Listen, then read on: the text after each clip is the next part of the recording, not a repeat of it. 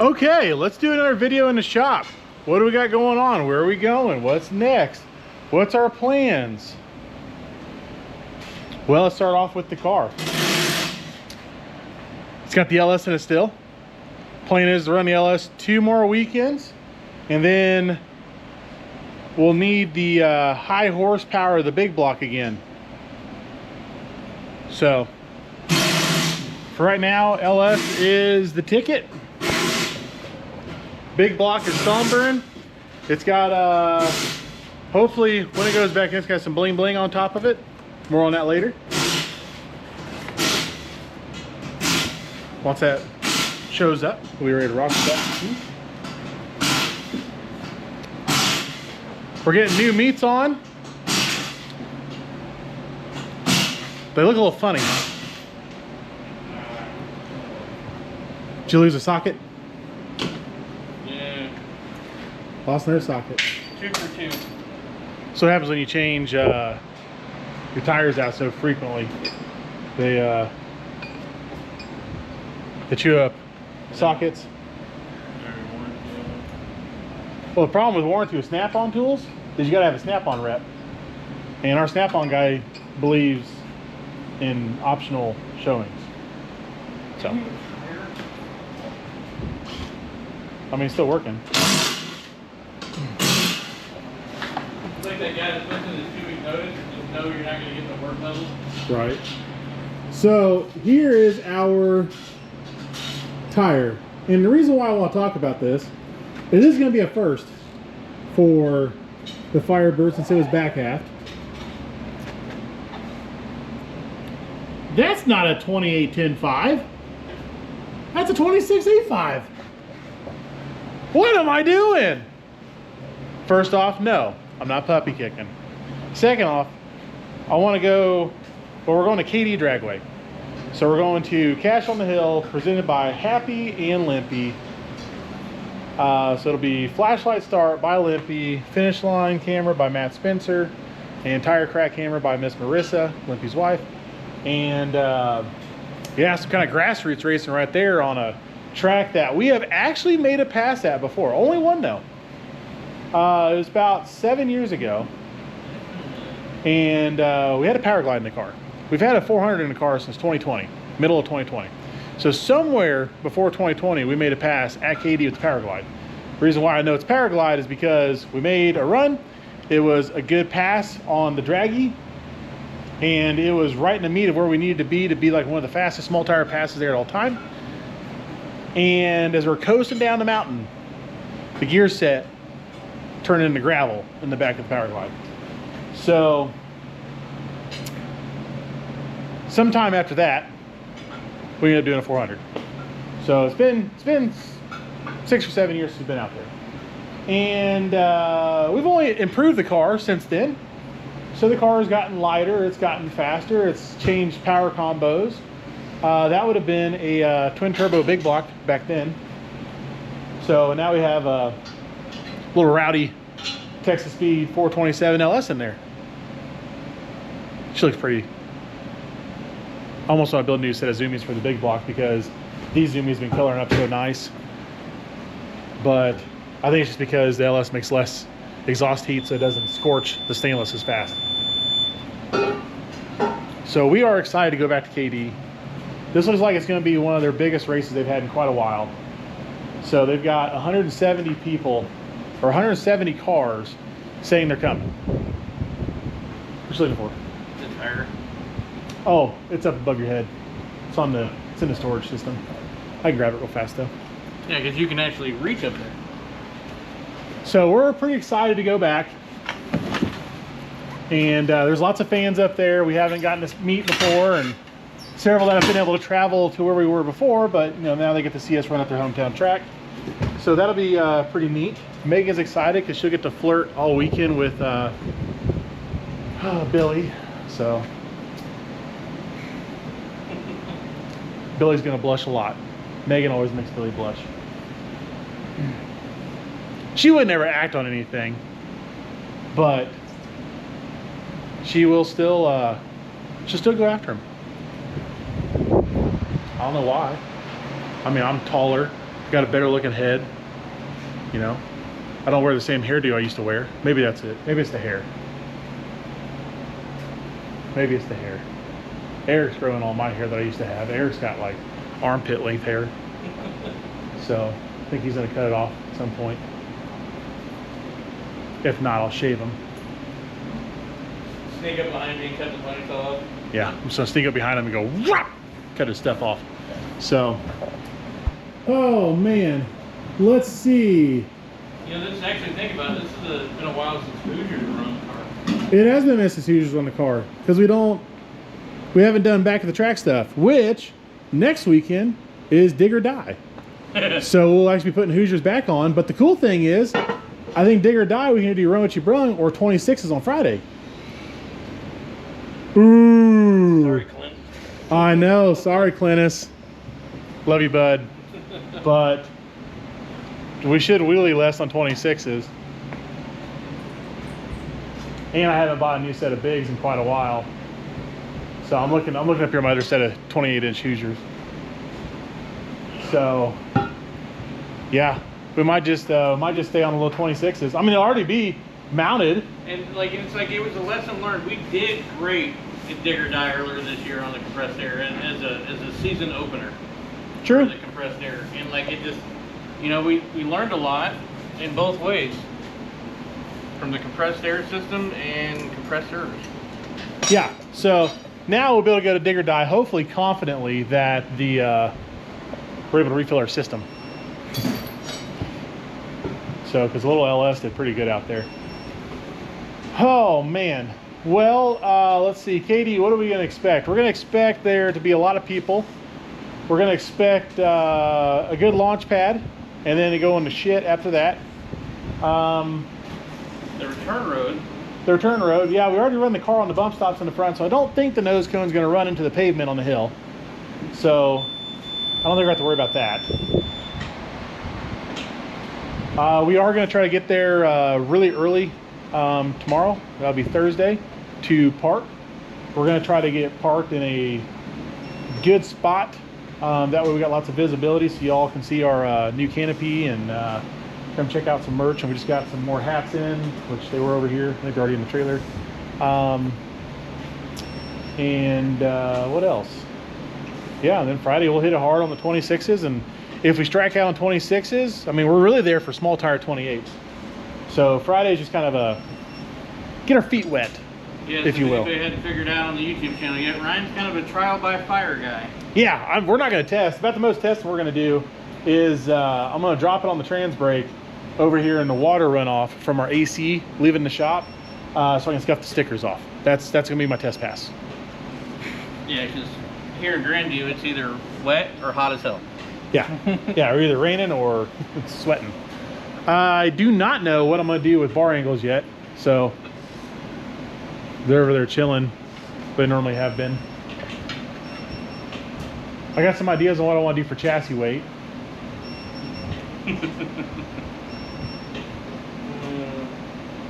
Yeah, whole bunch of thinking and pondering and second guessing.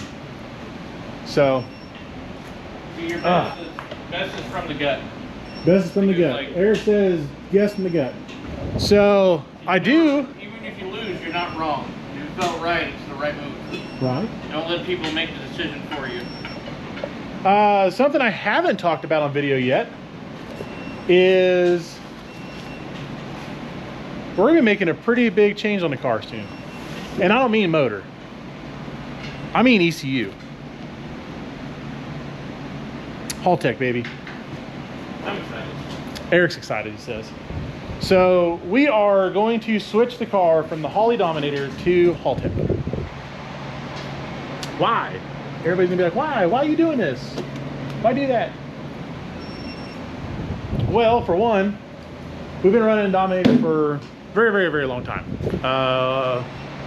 Almost 2 decades now. So we jumped on board with Dominator back when, just as they kind of started figuring out the LS coil pack issues in V2. So we jumped on. And it's been a pretty good system. But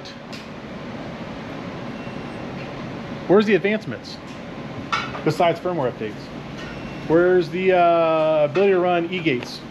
Where's the additional flexibilities at? There's not. The Holley so far is kind of stalled out. They've rediverted their focuses to cheaper systems, being the Terminator and integrating 6-speed GM control and things like that, but we haven't really seen anything on the racing side that's been that exciting. Now, as soon as I put this on, I'm sure they'll come out with some cool update or new system. But the neat thing is the Haltech has been around a decently long time and has got a lot more flexibility in software configurations, H-bridge drivers, things like that.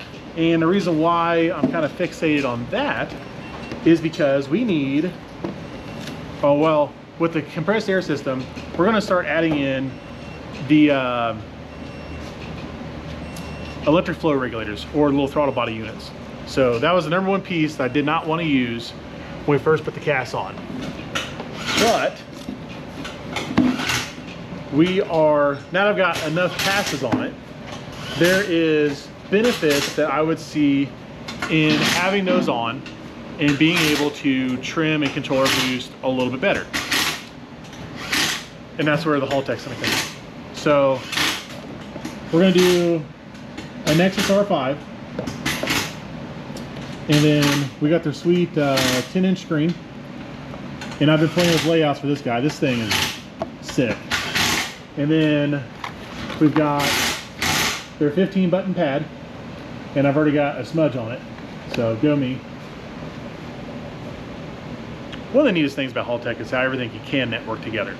And when it's on CAN, you can communicate and use inputs from the screen back to the software, back to the ECU, and then you can make modifications with those inputs back to the ECU.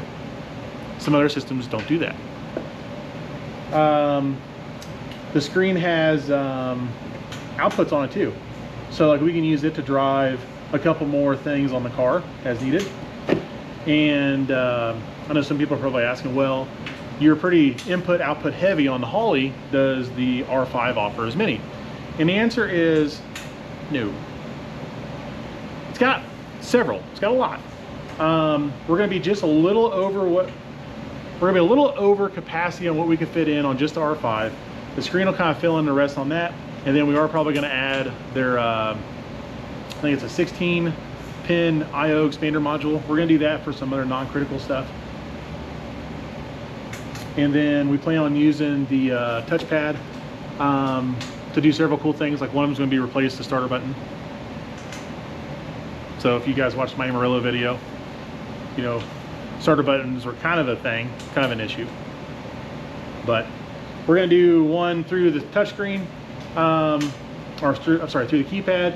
And then we're also gonna use the keypad for a couple different things, like on double entering, when we wanna switch from small tire to 530, or if we need a kind of like an ABC tune for the next run, we'll be able to just push a button on the handheld and go right to it, no big deal. Or we can add one of the rotary dials and turn it up and down. So I'm so bad about that though. I will make our tune on the way to the track to a track we've never even seen. And I'll be like, that's first round tune up. That's it. I'll make it before we get to that state. You know, I'll go off of either a picture or a video of the surface and call it good. And usually it's not that far off the mark. It's usually pretty close. So this will give me just a little bit of fine tuning. There's been a couple times when I draw somebody fast, you know, like Ryan Martin, where I'll get in there on the screen and I'll start removing some of my timing retard. So this way I just push a button to be done. But I think going in there and using my fat ass fingers to move the timing line up and down to get the tune dialed in just smidgen right is a way to kind of like self-soothe myself. Okay, you find a box? So, but yeah, we decided to use the Haltech. Haltech will be able to run a couple throttle body units to dampen our manifold pressure spikes that we're seeing. as we bring in different stages, and we'll be able to infinitely change our closed loop boost control. And since this cast system does take a wide range of control strategies, this will help, I believe this will help out quite a bit. So I've already been playing with it pretty much every trip we've been doing since we've had the system sitting here. I've been playing with the tune in a couple different ways to use it, and I'm really excited to do it, get it on. So I just got a couple more pieces I got to get, and then I got to find a little bit of time to install it all, and then we'll get after it. So I'm hoping there's not a huge learning curve to getting it on and making it work. I mean, we've tuned several of the Haltech systems here at the shop, just not with the cast. So, you know, turbo, blower, nitrous, yep. Streetcar stuff, yep. Streetcars with like flex fuel sensors and multi-map switches, yep. Done all that here in the shop with it, but not a cast, which should be expected because there's not a lot of cast systems out there in the world. Would you be the first person to have the cast system with the Haltech? Maybe. I might. Because I know Maxx ECU, DIY, obviously I've done Holly. Yep. Like I can't think of anybody. I know of, I was talking to Chance Robinson. He got 4 systems coming for a bunch of shop cars.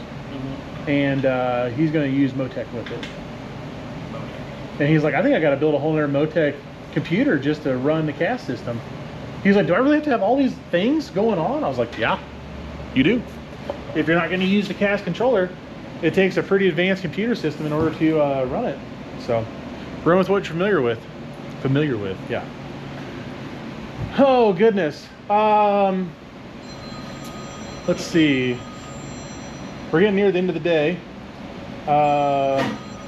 Megan just texted me, says she's getting ready to head this way. So she's going to be there. She's going to help us out moving merchandise and waving to all of her fans and her boyfriend and stuff like that. So, oh babe, gotta give her crap. Race car is almost ready. We got a couple things we're doing in the front suspension area, and I got to weld a couple of things together for that, and then do another alignment, get in the trailer, get on the road, and cover quite a few miles tonight. I think gates open tomorrow at 3, and I want to pretty much be there within the first 30 to 50 minutes to get parked. So then we'll drop trailer, we'll look at the surface. It's been a minute, and it's 26, so I need to do a little bit more prep work, just a little bit more prep work. And then Eric's struggling getting this one on. I had to get the other one started. Don't hit yourself in the gonads. It's a little stretchy. Are you nervous because you're on camera doing it now? Huh? You nervous because you're on camera? Well. Oh yeah, little spoon. Yeah, that one helped out pretty good. So this is a 13-inch wheel. This is a 26x8.5. Come on, get a boat. The good news is if we poke the sidewall, we have inner tubes. So we can still use it if needed. Oh yeah, there you go. That's the hardest part right there, that first lip. The fun side. Fun side. Reminds me of putting radials on. Yeah. I gotta show you a screen later for the UC10. You remember Barry Wood? The meme from him on Facebook and stuff? He's a very well endowed dude sitting on the side of a bed. My head's been put on his body a couple times. Okay, yeah. So there's a guy that made a screen of him, and his member is used as the needle. God, people are ruthless. It's hilarious. Yeah, you get him as a boost gauge, attack, and a speedometer. So you got 3 members just doing their thing. Good lord. I'm gonna show Megan that later. That'll probably get her real revved up for the Haltech. I did, like, the one that I saw was when somebody had cut it out, they made the sticker on a light switch for the room. Oh, that's pretty cool. I also seen a guy do one with a, so the Haltech screen stuff is super neat. You can do all kinds of crazy stuff on it. And this one guy, he had a cartoon, and the guy had both of his arms like clock arms, but one was a speedo, one was a tack. So he's over here like kind of like dancing, arms are going different directions. I can't do it obviously because I'm holding the camera. And that looked really neat too. A lot more PG friendly than the one I was just talking about. So if anybody knows of any great places to go and maybe even purchase a screen layout, I'm game for looking. Save myself the time of building one. There's a Facebook group. I'm on the Facebook group, and I'm waiting for this one guy. He's making one that looks super cool. It's got like 40 different things going on at the screen, which is about what I need. Because I think the Holly screen I maxed it at like 34. And I really could use some more stuff on my screen. And with this one being a 10-inch screen versus my 7, we got some real estate to do some other cool things there. And I like that you can do a whole nighttime mode. And then I can also page 3 different screens just like we do with the Holly now. I can have different screen layouts. So I'm pretty hyped for the Haltech stuff. Really, really hyped. There's not much I got to do to make it modular so we can jump between LS and big block. So right now, to do that with the Holly, I just have a cam crank sub harness that I made that adapts the LS to the normal 10-pin ignition connector on your multi-point fuel injection GM universal harness that Holly makes. So I'll do something similar with the Haltech, and then the injectors do the same thing. So the injectors have a sub harness that they unplug and plug back in on this. So I'll build all that into the Haltech harness when I put it on there. But yeah, I'm pretty pumped. I plan on pretty much removing and reinstalling all of the cast system at some point as well. So since we've proven to ourselves that the system is fast, it's definitely an excellent way to go for a power adder. It's very unique, has tons of benefits, and really the only downsides about it has been the refill station, because I'm cheap and I didn't want to buy new stuff.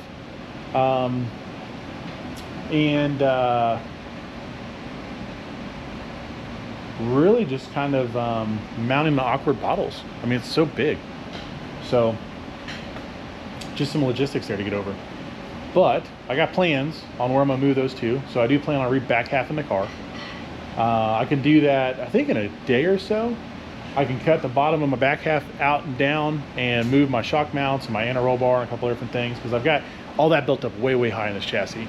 And we did that because we thought we were going to slam this thing down on the ground with big tire, which we did for a very, very short amount of time. And then once Run What You Brung became not so Run What You Brung in our area, and small tire took off worldwide, we just don't really ever put it back on the ground with big tire anymore. So I don't really think we ever will. So we're just going to stick with our biggest tire will probably be like a 32 14.5, which we got right here. That'll probably be the biggest tire we ever run, which we can get the car plenty low on that. And yeah, I think that's about it. But yeah, I do want to be able to move these bad boys back there in the back of the car, and then that way they're away from me. And I'll relocate the regulator and stuff like that and kind of spread it all out and make some room, and you know, just kind of lay it out nicer. You know, I mean, I tell people all the time, I was like, I've got, you know, it's an expensive ass system on the car. It's installed about as quickly and as crappily as possible. But I don't ever do anything once. I like to do it multiple times. Or I like to do it 2-3 times. So as long as it served its purpose the first time, then every time after that, I just make it better and nicer and neater and tidier and more efficient. So that's what I do. All right, well, I'm gonna go finish up this dyno tune. Hopefully it's nice and cooled off now. And it's really hot right now. It's been 108 degrees in the dyno cell. And over here on the shop side, we got a couple fans going, and it's like 74, 75 degrees. So AC is not quite keeping up, but you know what? It is a lot better than 110 over there with all the humidity. Way, way better over here. Honeybug's on her way out here, so she'll make sure and oversee everything else we've done and make sure it's up to her standards as being a race team owner. Oh, she is on the way. Life 360 just said she's left the house. So, too bad she's got to drive in traffic. Oh well, sorry babe. Rush hour, it exists. Oh boy. All right, I need to get wrapped up for the day, get loaded, because I plan on being on the road in like 45 minutes to an hour. See if that happens.